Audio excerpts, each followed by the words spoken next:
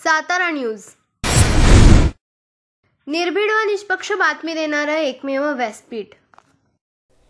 महाराष्ट्र राज्य शिक्षक संघ आयोजित राज्यस्तरीय भव्य महामंडळ सभा व आवाज शिक्षकांचा या साप्ताहिकाचा शुभारंभ सोहळा मोठ्या उत्साहात गोंदवले येथे ग्रामविकास मंत्री जयकुमार गोरे यांच्या प्रमुख उपस्थितीत व माजी खासदार रणजितसिंह नाईक निंबाळकर यांच्या अध्यक्षतेखाली पार पडला। यावेळी शिक्षकांचे राष्ट्रीय नेते संभाजीराव थोरात, कराड दक्षिणचे आमदार डॉक्टर अतुल भोसले, कराड उत्तरचे आमदार मनोज घोरपडे, फलटण कोरेगावचे आमदार सचिन पाटील, शिक्षकांचे नेते बलवंत पाटील, संजय गांधी, अरुण कोरे, अर्जुन काळे तसेच दादासाहेब काळे यांच्यासह राज्यातील शिक्षक हजारोंच्या संख्येने उपस्थित होते। मान्यवरांनी आवाज शिक्षकांचा या साप्ताहिकाचे प्रकाशन केले। बलवंत पाटील यांनी सर्वांचे स्वागत करून आभारही मानले। यावेळी शिक्षकांनी जुन्या पेन्शन योजनेसह अनेक मागण्या नामदार गोरेंना सांगितल्या। त्या मागण्या लवकरच शासन दरबारी मांडणार असल्याचे प्रतिपादनही त्यांनी केले।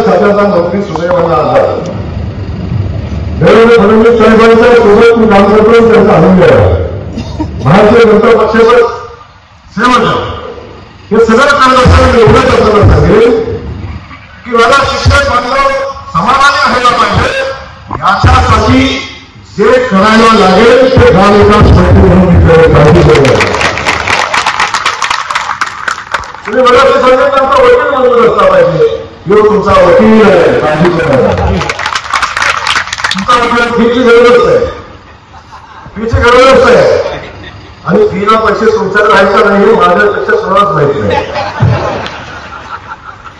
बलवंत पाटील मोठं झालं म्हणतं, बलवंत पाटलांनी जिथं प्रश्न केलं तिथं उड्या उड्या माणूस प्रकट करी सगळं आता मी लक्षात तुम्ही घ्या, मला त्याच्यावर राहायचं नाही। तुमचा अधिकार आहे, तुमचा अधिकार आहे, मी तुमच्या अधिकारावर तुम्ही जाणार, पण हे सगळं करत असताना आपली पण जबाबदारी आहे, आपली पण जबाबदारी आहे आणि जबाबदारी विसरून काही चालणार नाही। लक्षात गोड बोलणं चालणार हे ठीक आहे, पण आपण सगळ्यांनी एका गोष्टीचा विचार करण्याची आवश्यकता आहे। ज्या जिल्हा परिषदेला शाळेत आपण भरतो पाहिलो, ज्या जिल्हा परिषदेत कार्यरत अनेक मुख्यमंत्री या राज्यामध्ये, अनेक मुख्यमंत्री अनेक संरक्षण अनेक सचिव या राज्यामध्ये, त्या जिल्हा परिषद शाळांची सध्याची परिस्थिती याचं सुद्धा अतिपरिषद करणं ही काळाची गरज आहे।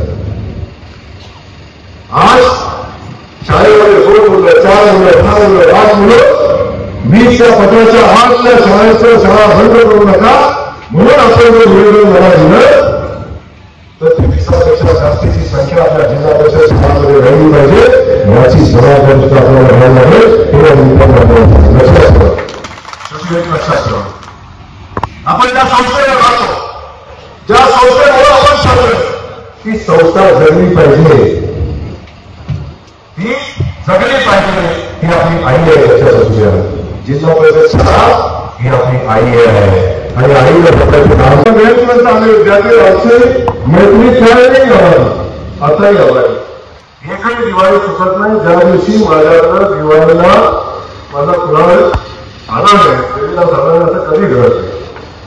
आता असं मी शिकलो, मला ते बोलताना सांगितलं, मी प्राथमिक शाळेला गेले,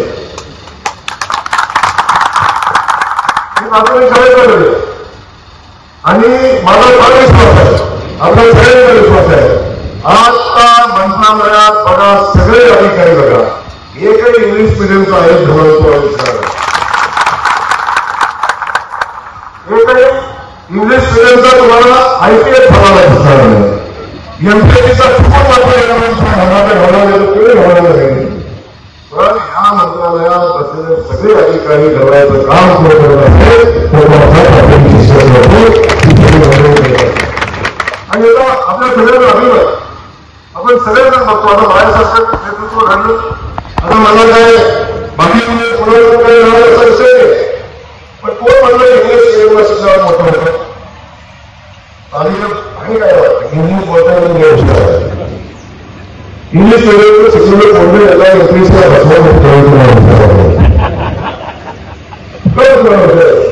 अशा अनेक गोष्टी आहेत आपल्याला बरोबर, पण इथं तुम्हालाही बरोबर कोणतं इंग्लिश शिकलं पाहिजे। म्हणजे 2 शिक्षक आहे, एकाच शाळेत आहे, पण पोरगा मात्र इंग्लिश मिडियमला दोघांचा मिळून पगार 1.5 लाख आहे. पोरगा शिकतोय तर महिन्याचा पगार 12,000 आहे. बघा सगळी सांगतो सगळीकडे सांगतो खरायला हातोडून सांगा शिक्षक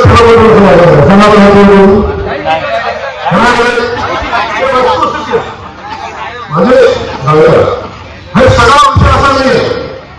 काही अंश मी सांगतो की काही आपल्या माणसाची अशी आहे की आपला विश्वास असला पाहिजे. ही भूमिका मला माझा विश्वास असला पाहिजे, तुम्हाला तुमचा विश्वास असला पाहिजे, माझा विश्वास असला पाहिजे आणि ही भूमिका घेऊन आपण सगळ्यांनी काम करतो. म्हणूनच तात्या देवीदासला रोज तुम्ही मनापासून ठेवतात, पण जो त्याला पदावर असतो त्याला पदावरच काम करत असतो. तुम्ही जर शिक्षकाला एवढा दबावून सांगितलं, तिकडं दबावून सांगितलं, मी सांगितलं तर चालेल तुम्ही तुमचा अधिकार आहे.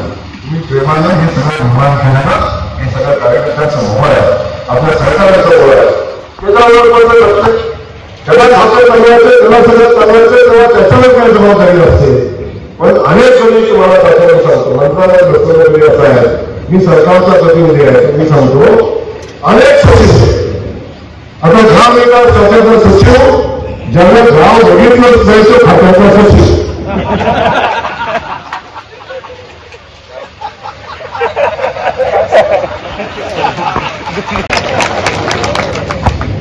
जगात शिक्षण खात्याचा आयुष्यात कधी समोर आला आहे तो शिक्षण खात्याचा सचिव आणि तो धोरण बदलला, तो शिक्षणाच्या महिन्याचं धोरण बदलला आणि तो देशी बसून सांगणार त्याला काय होतं दुर्गम भागात जायला तिथं काय धोरण आहेच का. एकदा सोळा दुर्गम भागात 5 तुला काय होतं त्या सगळ्या गोष्टी महत्वाच्या समजून घ्या तुम्ही. हे सगळं बरं असताना आपल्या सगळ्यांना माहिती आहे अनेक लोक असे असतात, अनेक अधिकाऱ्यांना वाटतं की मी खूप हुशार आहे. तू हुशारी कुठं दाखवतो, कोण हुशार अधिकारी सांगतो. जो एखादं काम होऊ नये म्हणून कायद्याचा प्रजापूट करतो, एक पॉईंट लिहून टाकतो की त्याला सगळ्या सत्यानाश करून टाकतो, त्याला वाटतं मी सगळ्यात हुशार आहे. एक पॉईंट समजून करायची, एक पॉईंट समजून करायचा आणि सगळं हलवून टाकायचं, त्याला वाटतं मी जगातला सगळा हुशार आहे. मी सांगतो तो जगाचा सगळ्यात लढायचा आहे. अधिकारी कसा असावा, मंत्री कसा असावा, तो देवेंद्र फडणवीस साहेबांचा असावा. जो व्यवहारी असावा, त्याला घाण करायचं, त्याला मार्ग काढायचा आहे. मार्ग काढण्याचं नेतृत्व हे मोठं होतं, लक्षात ठेवा. आणि मार्ग काढून व्यवहाराची सांगड घालून कायद्यात बसून लोकांना न्याय देणारा कोण असतो तो चांगला अधिकारी असतो, हे लक्षात ठेवा. म्हणून या सगळ्या गोष्टीचा संगम घडून घ्यायला लागतं, तेव्हा त्याला चांगले निर्णय होत असतात. आता आपण आजपर्यंत अनेक अधिवेशन झाले असतील, या समाजाने अनेक लोकांना मदत केली असेल, पण मी ठामपणे सांगेल जेवढे निर्णय देवेंद्र फडणवीस साहेबांनी घेतले तेवढे निर्णय आजपर्यंत शिक्षणामध्ये घेतले नाही. तुम्ही खरं वाटलं बरं वाटलं, तुम्ही टाळा वाजवा वाजवू नका, फरक पडत नाही मला.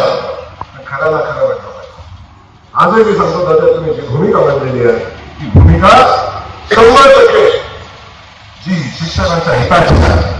मला आपण सांगितलं सगळ्यांना की शिक्षक घरातून बाहेर पडताना जर आनंदाला बाहेर पडला, शिक्षक शाळेत जाताना डोक्याची सगळी चिंता सोडून शाळेत गेला, तर शिक्षक दिवसभर जेवढे आनंदाने शिकवलं त्याच्यातून जी पिढी घडली ती उद्याच्या दिवसासाठी.